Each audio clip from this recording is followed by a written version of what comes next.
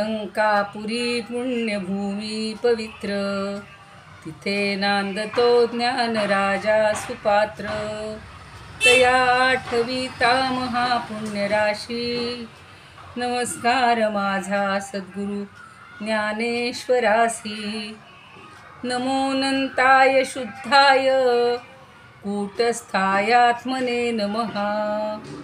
प्रेमांबुधी विहाराय ज्ञानराजाय ते नमः. माधुर्यरसकल्लोला शिवशक्तिस्वरूपिणी, अमृतानुभवार्थाय वंदे ज्ञानेशनंदिनी.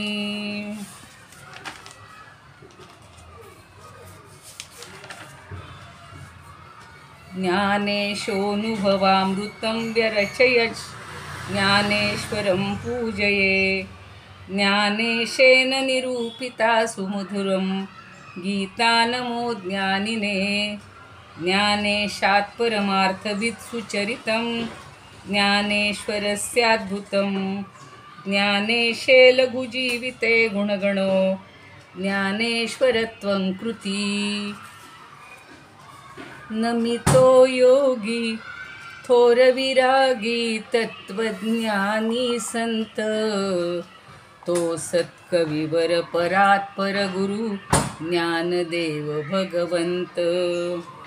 स्मरणतयाचे होता साचे चित्ती हर्ष नमावे, म्हणून वाटते पुन्हा पुन्हा ते पावन चरण नमावे.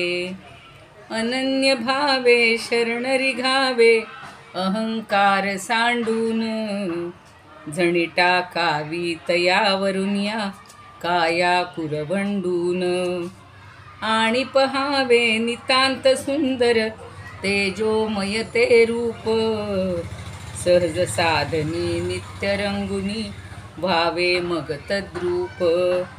ज्ञानेशाला नमिता झाला की सद्गुरुला तोष, वरद हस्तमस्तकी ठेवूनी देई मज आदेश. देई मज आदेश. ज्ञानेश्वर महाराज की जय. पंढरीनाथ भगवान की जय. सर्व श्रोत्यांना आणि ज्ञानदेवांना वंदन करून आज आपण आता काल 32वी ओवी नुसती वाचलेली होती, तिचा अर्थ समजून घेऊया. 31व्याची काल पुनरावृत्ती थोडीशी केलेली होती, पण पुन्हा एकदा हवं असेल तर त्याच्यात थोडासा बदल करून सांगूया. सगळ्यांना माझी विनंती आहे की प्रत्येक ओवी तुम्हीसुद्धा तुमच्या डोळ्यासमोर असेल तर माझ्याबरोबर म्हणत राहा, म्हणजे ते शब्द आपल्या मुखामध्ये येतील. आणि अर्थ जेव्हा सांगते तेव्हा आपल्याकडे अर्थासह आहे तर त्याचाही थोडासा हे निरीक्षण करा. पुन्हा स्वतः त्याचं वाचन करा, चिंतन करा. आणि जेव्हा सांगत असेल तेव्हा कोणी जर नोट्स घेत असतील तर ते अधिक चांगलं, म्हणजे त्याच्यातून आपल्याला या ओवीत काय सांगायचं आहे, ज्ञानदेवांचा काय अनुभव आहे तो आपल्याला लक्षात येईल. 31व्या ओवीत असं आपण पाहिलेलं होतं की एकपणाची या दुकाळा केला बहुपणाचा सोहळा, जिया सदैवेची या लीळा दाखविला. म्हणजे ही जी शक्ती जी आहे तर तिच्या लक्षात येतं की आपला पती कसा आहे तर रूपरहित आहे, आणि म्हणून शिव एकटाच होता, शिवपती हा एकटाच होता, म्हणजे हाच दुष्काळ आहे. आणि तिनं त्या भाग्यशाली शक्तीनं पत्नीनं बहुपणाचा सुकाळ लीलेनं दाखवला. म्हणजे ही सृष्टी ही बहुरूपा वसुंधरा तिनं निर्माण केलेली आहे, व्यक्त केलेली आहे, असं 31मध्ये पाहिलं होतं. आता 32मध्ये पाहणार आहोत. आता दोघांचं कसं आहे एकमेकांचं परस्परावलंबन आपण पाहिलं होतं की ही प्रगट झाली की तो संकोचित राहतो, आणि तो प्रगट झाला की ही संकोचून बसते.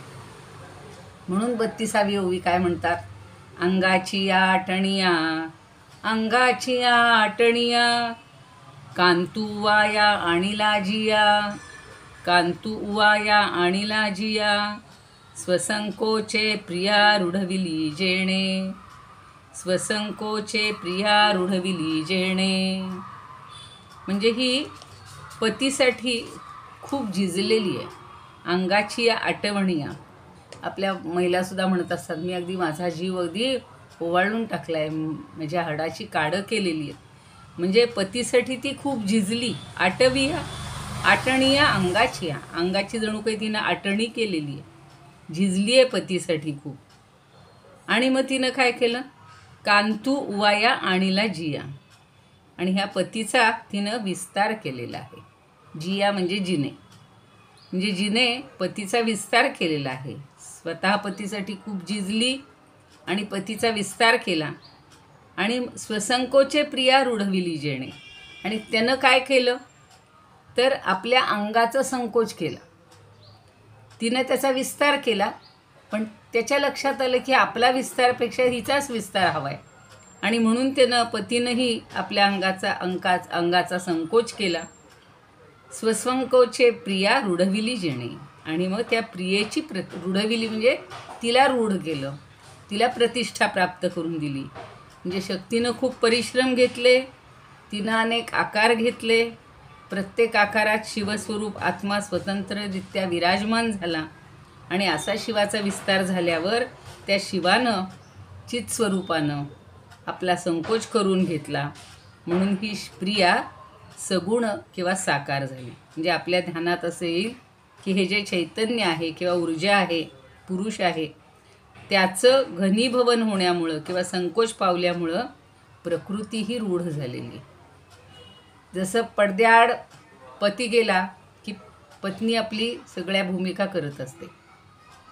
तो लपून राहिला किंवा त्यानं जर काहीच त्याचं अस्तित्व दाखवलं नाही तर, आणि पत्नीनं जर स्वतः संकोच केला तर ती पतीला पुढं आणते आणि ती म्हणते नाही हो, सगळं कर्तृत्व यांचंच आहे.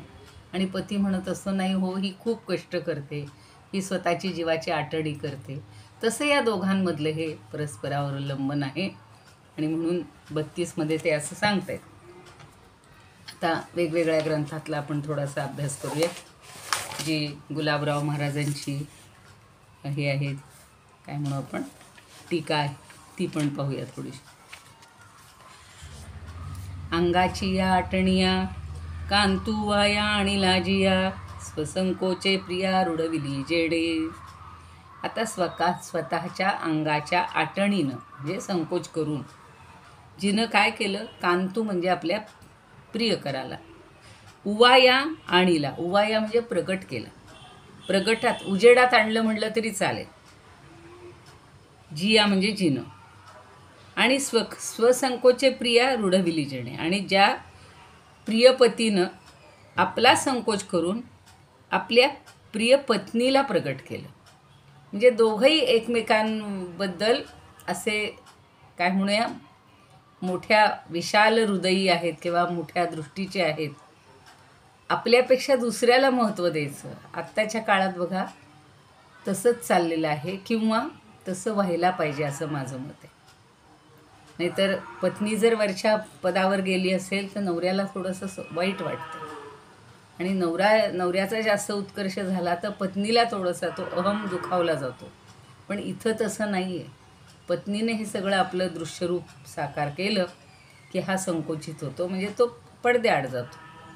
आणि तिला असं वाटतं की यांना अंग असं चोरून बसणं बरोबर नाही, म्हणून ती त्याला प्रगट करते आणि स्वतःचा संकोच करते. म्हणजे वृत्तिरूप शक्ती ही आटली असता ज्ञानरूप शक्ती ही म्हणजे शिव स्पष्ट प्रगट होतो किंवा प्रत्ययाला येतो. म्हणून 64 नावाची जी टीका आहे त्याच्यात ते म्हणतात, वृत्ती आटता ज्ञान, ज्ञान आटता वृत्ती स्फुरण, दोघांचेही एकपण संकेते कळे. केवळ संकेतानं खुणेनं कळतंय बघा. काय कळतं की ही वृत्तिरूप शक्ती आटली तर ज्ञानरूप शिव स्पष्ट दिसायला लागतो, प्रत्ययाला येतो, अनुभवाला येतो. आणि ज्ञानरूप शिवाचा संकोच झाला की वृत्तिरूप शक्ती भासायला लागते, दिसायला लागते. आणि असं दोघांचंही एकपण आहे. ते दोघांना द्वैत मानत नाहीत, तर त्यांचं हे एकपण संकेतरूप ज्ञानदृष्टीनं कळतं. ज्याला ज्ञान होतं आहे ना, आपल्या अज्ञानामुळं आपल्याला हे जग सगळं खरं वाटतं, हे ब्रह्मांड खरं वाटतं, हे शरीर खरं वाटतं. पण ज्या वेळेला आपल्याला ज्ञान होतं त्यावेळा ब्रह्मांडाचं प्रेम आपलं कमी व्हायला लागतं, शरीराचं प्रेम कमी व्हायला लागतं आणि मग तो भगवंत परमात्मा फक्त आपल्याला दिसायला लागतो, म्हणजेच तो प्रगट होतो. आणि ज्या वेळेला ही माया किंवा ही शक्ती जेव्हा प्रगट असते, आपण तिच्यात गुंततो, या शरीरामध्ये गुंतून जातो, आपल्या नातेवाईकांमध्ये गुंतून जातो, सगळ्या संसारामध्ये गुंतून जातो, तेव्हा हा परमात्मा झाकला जातो. खरं ज्ञान हे आहे, खरं तत्त्वज्ञान ते आहे त्याच्यामागं. म्हणजे ज्ञान हा शिव आहे आणि वृत्ती ही युवती आहे किंवा पत्नी आहे. आणि ज्ञानरूप शिव वृत्तीरूप शक्ती वाचून नाहीच आहे, आणि वृत्तीरूप शक्ती ज्ञानरूप शिवा वाचून राहू शकत नाही, असं त्यांचं एकपड आहे. आणि हे मागं आपण खूपदा पाहिलेलं आहे, खूप ऐकलेलं आहे. पण ज्या वेळेला ही वृत्ती आटून जाते आणि ज्ञान प्रगट होतं, त्यावेळेला ही संकोच पावते. आणि ही जेव्हा प्रगट होते तेव्हा ते ज्ञान संकोचित होतं. आत्मज्ञान आपलं संपलेलंच असतं, अज्ञानामुळं आपल्याला हे सगळं प्रगट वाटत असतं. हाच धागा धरून पुन्हा पुन्हा पुन्हा आपल्याला पटवून देत आहेत ज्ञानदेव.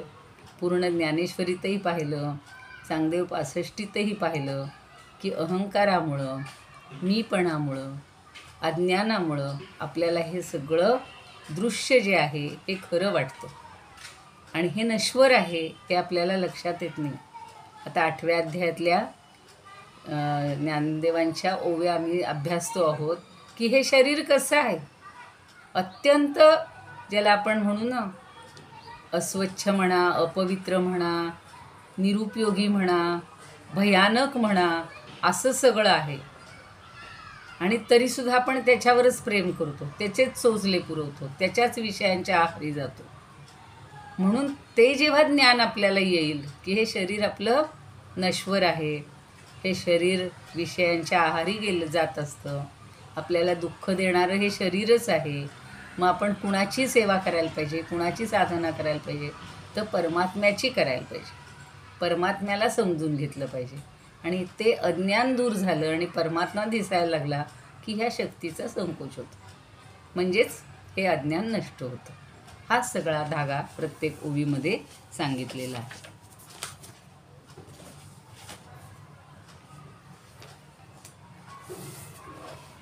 म्हणजे प्रकृतीनं काय केलं तर आपल्या योगानं पुरुषाला झाकून टाकले, म्हणजे अज्ञानाचं आवरण ज्ञानावर पडतं. म्हणून आपल्या अंगाची आटणी करून पुरुष रूपाचा विकास करते. पण तिला लक्षात येतं की आपलं हे म्हणजे आपल्यामुळं हे सगळ्यांना अज्ञानामुळं हे सगळे व्यक्त हे होत आहेत, त्रस्त होत आहेत. त्यापेक्षा आपण आता आपला हे करावा, संकोच करावा. आणि मग जसा जसा आत्मज्ञानाचा विकास होत जातो तसा तसा या नामरूपात्मक प्रकृतीभावाचा, जगाचा, ब्रह्मांडाचा हा संकोच व्हायला लागतो. शब्दशः अर्थ नाही घ्यायचे, याच्या मागचं सगळं तत्त्वज्ञान समजून घ्यायचं. आता नेहमी पाण्याचं उदाहरण मुद्दाम देतात की पाण्यावर लाटा उत्पन्न झाल्या की पाण्याचा स्थिरपणा झाकून जातो. काल मी तुम्हाला सांगितलं होतं. पण ज्या ज्या वेळी पाण्याचा स्थिरभाव व्यक्त होतो तेव्हा लाटा त्या सगळ्या संपून जातात की नाही, कारण लाटा ह्या नश्वरच आहेत, क्षणभर आहेत. तसं भेदशून्य आत्मज्ञानाच्या उदयात नामरूपात्मक हे सर्व प्रकृतीभाव किंवा हा विश्वाचा प्रपंच हा सगळा नष्ट होतो आणि सगळीकडे आत्मरूपाचाच विकास व्हायला लागतो. असं सगळं त्याच्यामध्ये समजावून देत आहे.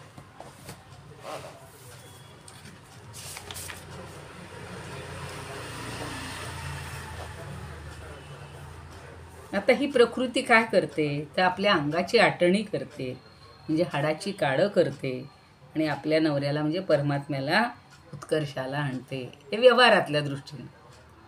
आणि त्यानं आपला संकोच करून घेतल्यामुळं ती प्रकृती नांदत असते, म्हणजे तो बाजूला राहतो, अलिप्त राहतो. म्हणून सारखं ज्ञानदेवसुद्धा काय सांगतायत तिकडे ज्ञानेश्वरीसुद्धा की या शरीराला थोडं तटस्थपणानं पहा, या नश्वर विश्वाला तटस्थपणानं पहा आणि खरा त्यामध्ये लपलेला जो परमात्मा आहे, आत्मा आहे, त्याला समजून घ्या. आणि त्याला समजून घेतलं की हे सगळं विश्व आपल्याला नश्वर आहे, नाशवंत आहे, याचा काही उपयोग नाही. त्याच्यामध्ये कितीही रमलो तरी आपल्याला अधिक जसं आपण एखादा खोल जर पाण्यामध्ये बुडला आणि त्याचा किती प्रयत्न केला बाहेर यायचा, तो येऊ शकत नाही. त्याला पट्टीचा पोहणारा असेल तरच त्यानं पाण्यात उडी घ्यावी. पण आपण काय करतो, ह्या पाण्यामध्ये उडी घेतो, संसाराच्या सागरामध्ये उडी घेतो, बुडी मारतो आणि आपल्याला बाहेर यायचं कौशल्यच माहिती नाही.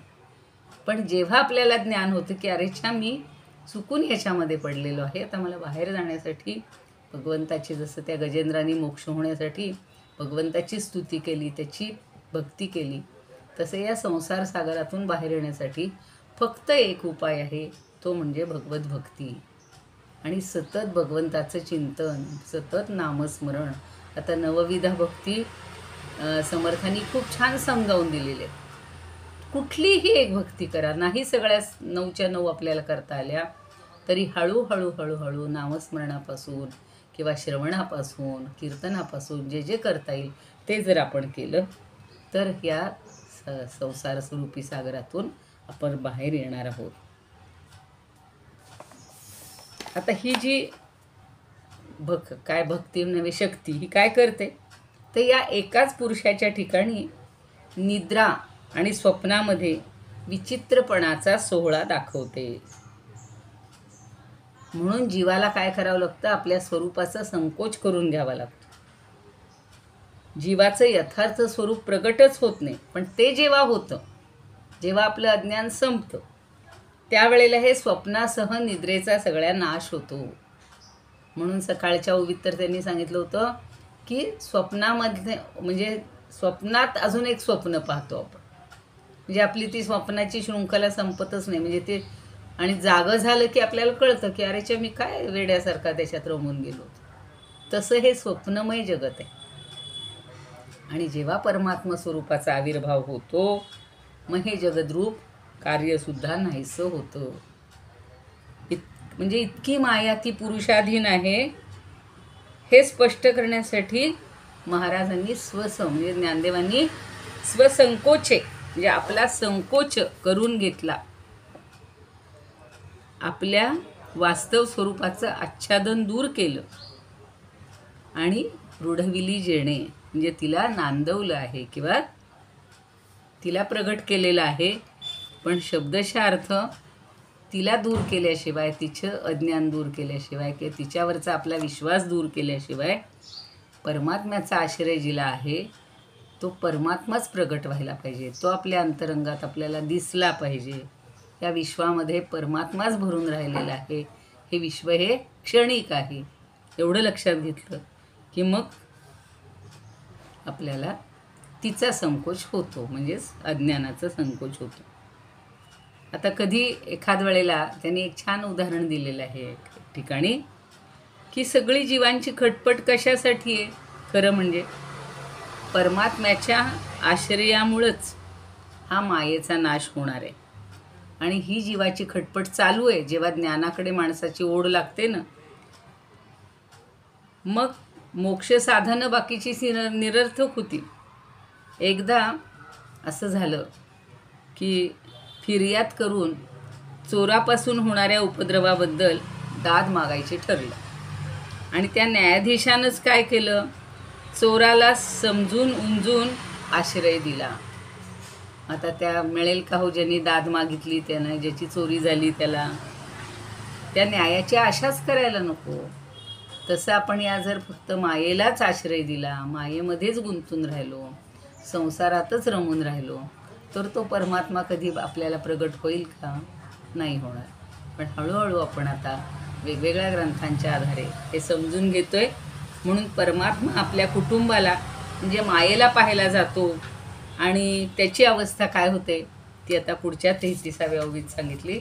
आपण गीर्वाण हे पण पाहूया. गीर्वाण अनुभवामृतामध्ये काय म्हटलंय बघा. स्वांगस्यैवोपसंवृत्त्या, संवृत्त्या म्हणजे आवरून धरून, यया कांत प्रकाशित, जिनं स्वतःचं अंग आवरून धरलं, संकोच केला आणि आपल्या कांताला म्हणजे पतीला प्रकाशित केलं.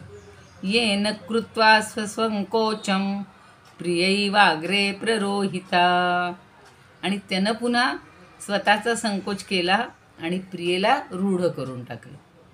म्हणजे हा खेळ चाललेला आहे. आपण जर एकदा आपल्याला ज्ञान झालं तर पुन्हा आपण त्यात हे होणार नाही, अडकणार नाही. आणि स्वरूपानंद काय म्हणतात बघूया. शिवस्वरूपाची, बघा आता सोपं सोपं, शिवस्वरूपाची दावी ओळखण, शिवस्वरूपाची दावी ओळखण, निजांगे आटोन शक्ती देवी, निजांगे आटोन शक्ती देवी. आणि शिव तोही स्वसंकोचे कैसा, आणि शिव तोही स्वसंकोचे कैसा, दाखवी विलासा शक्तीची या, दाखवी विलासा शक्तीची या. शिवशक्ती मिशे एक आत्मरूप, शिवशक्ती मिशे एक आत्मरूप, खेळतसे आप आपणासी, खेळतसे आप आपणासी. आता इथे एक दुसरंही छान उदाहरण दिलं जातं की आपण एकटेच असतो पण आपण किती भूमिका करतो बघा. मग नक्की आपली कोणती भूमिका खरी आहे? म्हणजे आत्ता आपण मातृत्व माता म्हणून असतो, कोणाची आजी असतो, कोणाची बहीण असतो, कोणाची मामी असतो, कोणाची काकू असतो, कोणाची आत्या असतो, किंवा व्यवहारामध्ये जी नोकरी करत असतील तिथली ती भूमिका वेगळी असते. पण सगळ्या भूमिकातून आपण एकमेवच जी आत्मरूपानं आहे ते खरे असतो. या सगळ्या भूमिका आपल्या तशा खोट्याच असतात, तात्पुरत्याच असतात. आणि म्हणून खेळतसे आप आपणासी, हे शिवशक्ती वेगळे नाहीच आहेत, खरा मूळ परमात्माच आहे. पण हे सगळं बाह्य आपल्याला क्षणापुरतं क्षणभंगूर असं सगळं रूप दिसत असतं आणि आपण त्यात अडकत असतो. 33 काय म्हणतात बघा. जियेचे पहावयाची या लोभा, जियेचे पहावयाची या लोभा, चढे द्रष्टुत्वाची या क्षोभा, चढे द्रष्टुत्वाची या क्षोभा, जिये ते देखत उभा अंगची सांडी, जिये ते देखत उभा अंगची सांडी. लगेच संस्कृत सांगून टाकते. यस्या दर्शन लोभेन क्षुब्धो द्रष्टुत्वमाप्नुयात, यस्या दर्शन लोभेन क्षुब्धो द्रष्टुत्वमाप्नुयात, याम पश्यन् यस्तिष्ठन् निजांगम त्यजति क्षणात्, याम पश्यन् यस्तिष्ठन् निजांगम त्यजति क्षणात्. कुणाचा तरी माईक सुरू आहे बरं का, माईक नका चालू ठेवू. म्हणजे जिला पाहिल्याशिवाय किंवा जिला पाहण्याच्या लोभानं हा काय करतो. तुमचा हे जवळ आहे का? नाही ना, ते मागं आहेत खरं. म्हणजे अहो तुम्ही बंद करा ना हे माईक बंद करा कृपया कापरे. त्यांना त्यांचा सांगा, त्याचाच आवाज येतो. हो ना, आता त्यांना बोलले मध्ये बंद कर, माईक बंद करा. त्यांनी माझाच बंद, लांब गेलेले ते. आपल्याला नाही ना करता येत बंद. आपल्याला बघतो येईल बर. ठीक आहे, झालं. हां ठीक ठीक. त्यांना ते लक्षात येत नसेल काय चालू केले ते.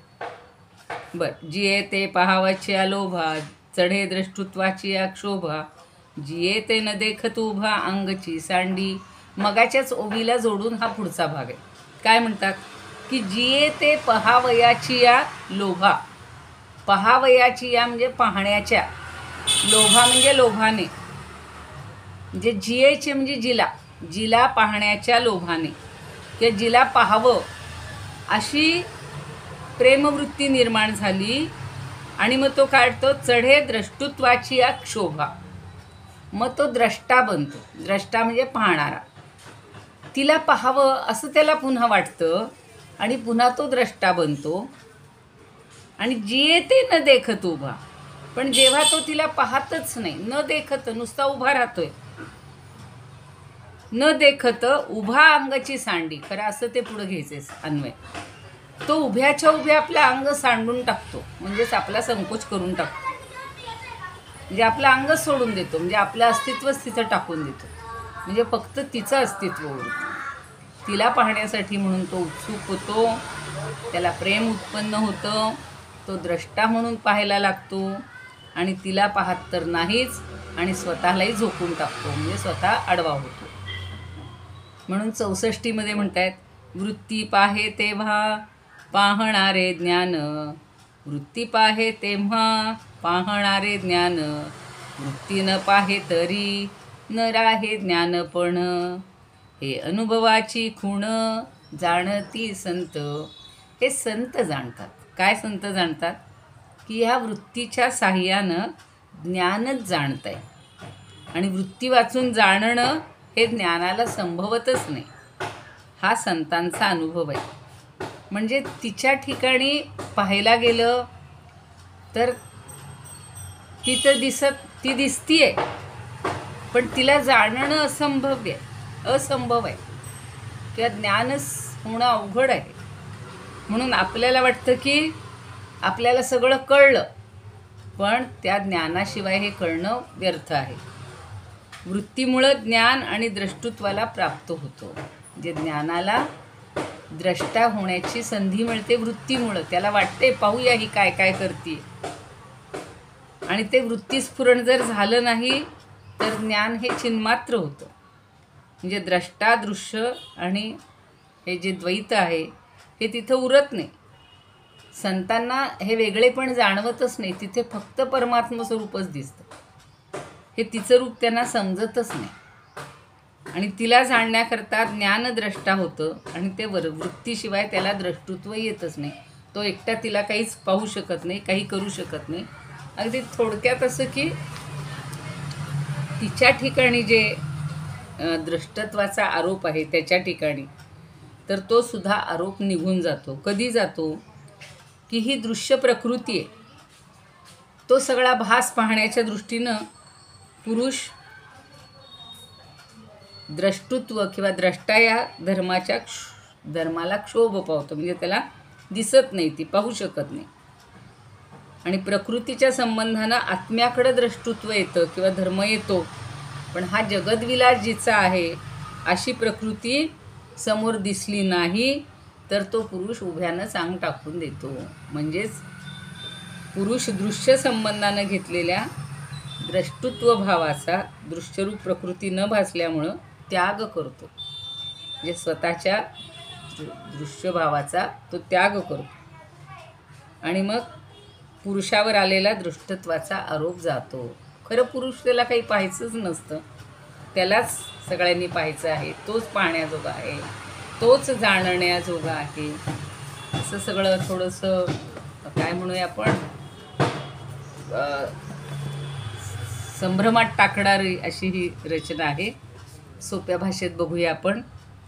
पहावे कांतेसी ऐसी इच्छा होता, शिवस्वये द्रष्टा कांत होय. न पहावे तेव्हा आपुला आपण, होय पुन्हा लीन स्वस्वरूपी. असं आहे ना, एकाचं राज्य चाललंय, मग दुसऱ्यांनी तिथं लुडबुड करू नये. हिनं सगळा हिचा पसारा, मायेचा पसारा सगळा टाकलेला आहे. तिला बघायला म्हणून तो जातोय, पण त्याला काही तिथे वावच नाही ना, कारण तिचंच सगळं साम्राज्य आहे. म्हणून हा आपलं अंग टाकून देतो. म्हणजेच त्याचं ज्ञान जेव्हा लोकांना होईल, जेव्हा तुम्हाला होईल, तेव्हा तिचा पसारा आवरला जाईल. मागे मी तुम्हाला एक जादूगाराचे उदाहरण सांगितलेलं होतं की जादूगार काय करत असतो, सगळी माया क्षणभर अशी पसरतो आपल्या सगळ्या पाहणाऱ्यांवर, आणि जे तिथे जातात, ज्यांना बोलावलं जातं स्टेजवर, तर त्यांच्यावरती माया किंवा ते सगळं आवरण पडतं, आणि आपण त्याप्रमाणे सगळं करायला लागतो. पण ज्या वेळेला ती माया आटोपली जाते तेव्हा आपल्याला भान येतं, आणि आपण पुन्हा खाली येऊन आपले मूळ स्वरूपाला पोचतो. नाही तर तिथं गेल्यावर तो सांगेल तसं करणार, खा म्हणल्यावर खाणार, आ म्हणल्यावर आ करणार, किंवा काय हातवारे करतात तसं सगळं केलं जातं. किंवा रस्त्यावर सुद्धा बघा हे असे येतात ना खेळ, गारुड्याचे खेळ वगैरे, तर ते असेच काहीतरी अशी माया तयार करतात, आणि ती माया संपेपर्यंत आपण तिच्यात रमून जातो. आणि ती त्यांनी आटोपून घेतली की मग आपल्याला दृश्य खरं जे जग आहे किंवा खरं जे अस्तित्व आहे ते आपल्याला समजतं.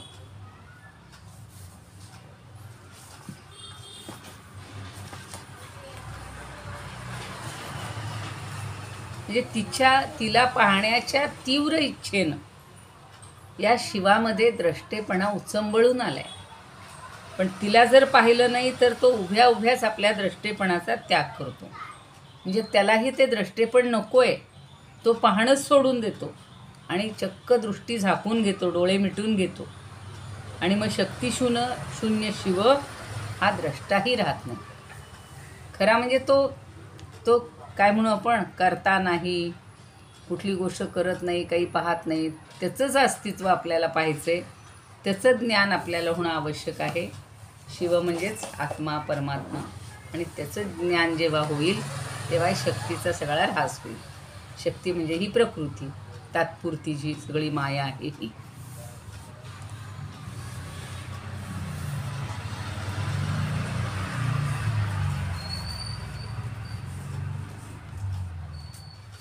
अगदी सोप्या भाषेत तुमच्याकडे जी पुस्तकं असतील त्याच्या ठिकाणी त्यांनी असं सोपंच सांगितलेलं आहे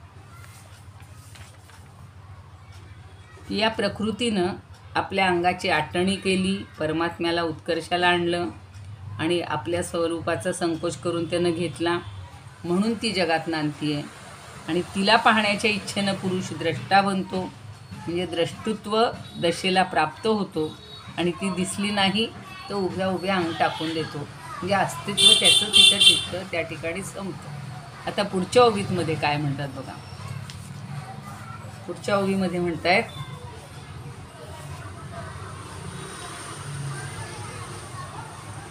कांतेची या भिडा, भीड शब्द आपण सुद्धा मराठीत वापरतो आपल्या व्यवहारात. कांतेची या भिडा अवलावो जगाय वढा. आता हा शब्द एक त्यांनी फार नवीन वापरलेला आहे, अवलावो. अंगविला उघडा जी विण. या कांतेच्या भिडे खातर, ते कांतेची भीड मानून हा पती अवलया जो म्हणलेला आहे ना शब्द,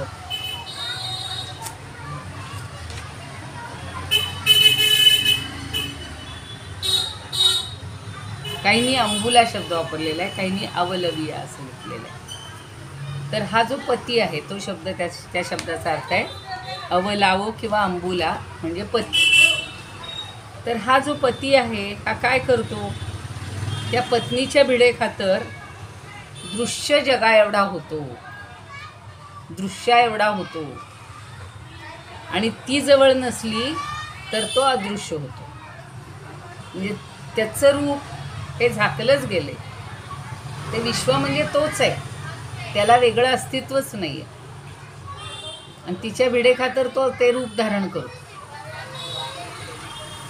आणि ती जर जवळ नसली तर मात्र तो अदृश्य होतो. म्हणजेच त्या विश्वापेक्षा त्याचं जे अस्तित्व आहे ते आपल्याला कळतं.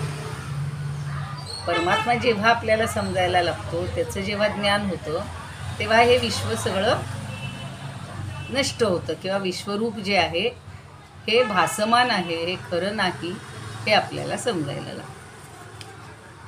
म्हणजे वृत्तिरूप किंवा शक्तिरूप पत्नीच्या प्रेमामुळं तो सगळा अवलावो म्हणजे जगा एवढा तो होतो. तो जो पती आहे तो जगा एवढा होतो आणि आपल्या स्वतःच्या अंगानेच जगा एवढा होतो. खरं सगळं म्हणजे काय म्हणतात ना की हे विश्व आणि परमात्मा वेगळं नाहीच आहे, तोच आहे, तोच आहे सगळं. पण त्यांनी स्वतःकडं कर्तृत्व नाही घ्यायचं, तो घेत नाही. म्हणून त्यांनी त्या प्रकृतीला किंवा मायेला निर्माण करून हे सगळं ब्रह्मांड उभं केलेलं असतं. आणि तिच्या वाचून तर तसा उघडा म्हणजे केवळ अगदी सन्मात्र म्हणजे केवळ त्याचं थोडंसं अस्तित्व तिथं राहतं किंवा जगाच्या प्रत्यया वाचून तो राहतो. तो जग म्हणून दिसणार नाही पण त्याच्यामध्येच तो सामावलेला असतो. 64मध्ये म्हणतायत गुलाबराव महाराज, वृत्तीने ज्ञान विश्व आहे. वृत्तीमुळं ज्ञान म्हणजेच विश्व आहे. वृत्ती नसता काहीच नोहे, परी नाही तेची आहे वृत्ती रूपे शिव. म्हणजे वृत्तीमुळंच ज्ञान आहे, हे विश्वरूप भासत आहे. आणि वृत्ती नसली तर ते भासतच नाही. वृत्ती नसता भासत नाही, तेच ज्ञानवृत्तीमुळं जगद्रूप झालेलं आहे. म्हणजे वृत्तीमुळं, या प्रकृतीमुळं, शक्तीमुळं हे भासतंय. खरा तो तसा नाही आहे. तो शांत आहे, निर्विकार आहे. त्याच्या ठिकाणी कुठलेही विकार नाही, पण तो आपल्याला तसा आहे असं भासतो. आता काही काही वेळेला आपल्याला सुद्धा असे व्यवहारात एखादा पदार्थ समोर दिसत असतो, पण त्याचं ज्ञान होत नाही. ते तोच तो पदार्थ आहे असं समजत नाही, कारण आपलं अज्ञान असतं. पण मग वृत्तीच्या साहाय्यानं ते काहीतरी कळलं असं वाटतं. तसं या परमात्म्याला किंवा या पुरुषाला हे जग आहे असं सगळं वाटतं. पण मगाशी सांगितलं तसं पाण्यावरच्या लहरीसारखं त्याचं आहे ते अस्तित्व. पाणीच लहरीपणानं भासत असतं, आणि तिथं पाण्याशिवाय दुसरी वस्तू नसते. तसा आत्मा हा अद्वितीय आहे, एकरूप आहे. आणि हे कळलं की मग आपल्याला हे विश्व आहे असं वाटत नाही, किंवा विश्वावरचा भास जो आहे तो आपला नष्ट होतो. म्हणजे आपल्याहून काही निराळं आहे असं मानणं, यालाच जगाची प्रतीती. म्हणजे त्यालाही मग ते विश्व व्हावं वाटते, किंवा विश्वरूप तो क्षणभर असं धारण केल्यासारखं करतो. पण हे जग जेव्हा कळतं तेव्हाच आपण ते जग आहे असं म्हणतो. आणि जोपर्यंत कळत नाही तोपर्यंत आपण जगाला, म्हणजे खरं ज्ञान होत नाही तोपर्यंत जगाचं अस्तित्व मानतो, किंवा जगातल्या सगळ्या पदार्थांना खरं मानतो. पण जेव्हा आत्म्याला समजून घेतो तेव्हा हे ज्ञान झाल्यानंतर हे जग खोटं आहे, किंवा हे खरं नाही, त्याला अस्तित्व नाही, चिरंतन नाही, हे पुन्हा पुन्हा आपल्याला कळतं. आणि म्हणून मी मागे छांदोग्य उपनिषदातली गोष्ट सांगितली होती, तसंच पुन्हा पुन्हा तो पिता आपल्या मुलाला विचारतो, आता तुला कळलं का, हे असं आहे, हे असं आहे. मग ते कशामध्ये मिसळून राहिलेलं आहे, ते सगळ्यामध्ये एकरूप झालेलं आहे हे परमात्मा. त्यामुळे आपल्याला कळत नाही. मग अगदी पाण्यातला खालचा भाग प्यालो तरी खारट लागतं, मधला भाग प्यालो तरी खारट लागतं, आणि वरचा भाग प्यालो तरी खारट वाटतं. किंवा या वृक्षामध्ये एवढ्याशा बीमध्ये सगळा वृक्ष सामावलेला असतो. पण आपण म्हणू का त्या एवढा मोठा वृक्ष एवढ्याशा बीनं कसं काय निर्माण झाला. पण हे वस्तुस्थिती आहे, ती आपण पाहतो. पण नंतर आपल्याला लक्षात येतं की तसंच या विश्वामध्ये तो जो सूक्ष्म रूपानं राहिलेला आहे आत्मा, त्याला आपण समजून घेतलं पाहिजे. आणि तो समजला, खरं म्हणजे हे कळण्याच्या पलीकडचं आहे असं म्हणजे कळण्याच्या पलीकडं आहे. पण कळलं तर मात्र आपलं ज्ञान झालं, किंवा आपलं अज्ञान संपलं. आणि शंकराचार्य, ज्ञानदेव, समर्थ, तुकाराम या सगळ्यांना हे समजलेलं आहे की तो कसा आहे. तुकाराम म्हणतात, अणुरणिया थोकडा, अणुरणिया थोकडा, तुका आकाशाए वढा. तो इतका सूक्ष्मातला सूक्ष्म पण आहे, आणि एवढ्या आकाशा एवढा विशाल पण आहे. त्याचं रूप जे आहे ते त्या संतांना समजलेलं.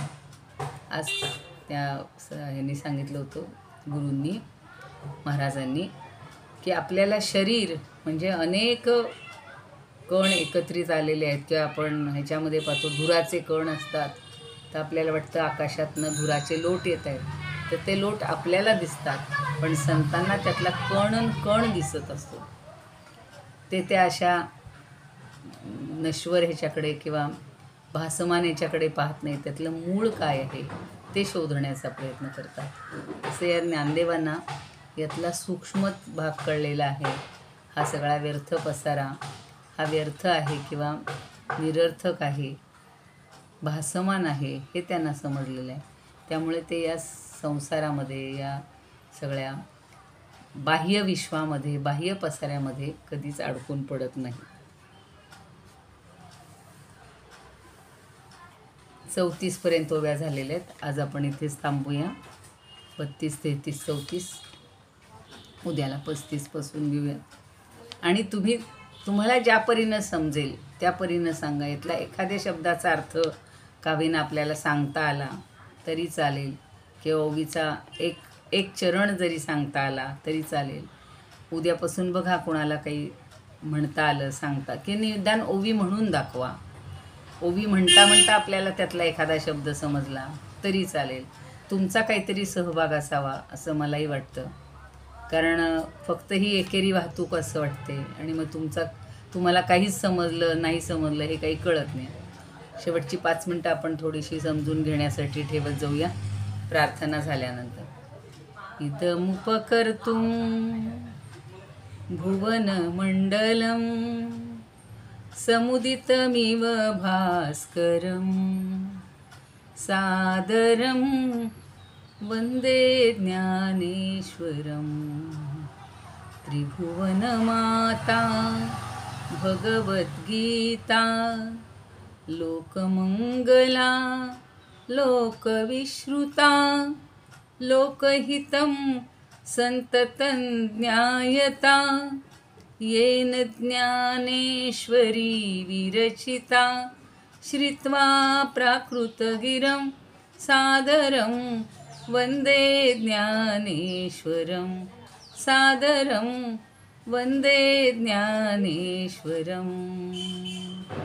आरती ज्ञानराजा महाकैवल्य तेजा सेविती साधू संत मनुवेधला माझा. आरती ज्ञानराजा लोपले ज्ञान जगी हित नेणती कोणी. अवतार पांडुरंग नाव ठेविले ज्ञानी. आरती ज्ञानराजा कनकाचे ताट करी उभ्या गोपिका नारी. नारद तुंबरू हो सामगायन करी. आरती ज्ञानराजा प्रगट गुह्य बोले विश्वब्रह्मची केले. रामा जनार्दनी पायी मस्तक ठेविले.